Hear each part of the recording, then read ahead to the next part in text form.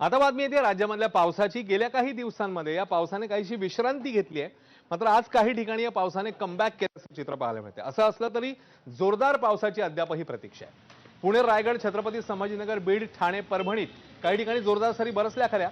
या पावसाने रस्ते जलमय झाले, काही ठिकाणी अक्षरशः गुडघाभर पाणी साचलं, तर शेतकऱ्यांना काहीसा दिलासा मिळालाय। मात्र दमदार पावसाची, सातत्यपूर्ण पावसाची अजूनही प्रतीक्षा आहे।